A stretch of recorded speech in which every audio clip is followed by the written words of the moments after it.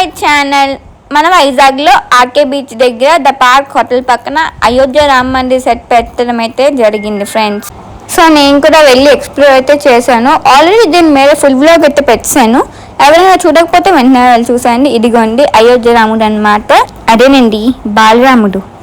And దీని గురించి డీటెయిల్గా ఫుల్గా ఎక్స్ప్లెయిన్ అయితే చేశాను ఫుల్ వ్లాగ్లో.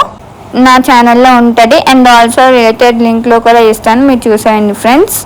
సుమారుగా 2 కోట్ల రూపాయలు ఖర్చు పెట్టి 2 నెలల పాటు శ్రమించి అయోధ్యలో ఉండే రామ మందిరం లాగే సెట్ అయితే వేశారండి.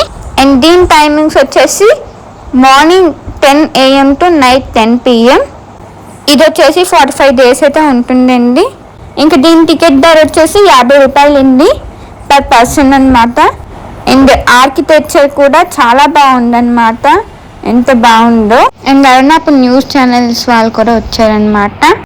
అయోధ్య వరకు వెళ్ళలేని వాళ్ళు ఈ వైజాగ్లోనే ఈ ఆలయంకి వచ్చి స్వామివారిని ప్రశాంతంగా అయితే దర్శనం అయితే చేసుకోండి.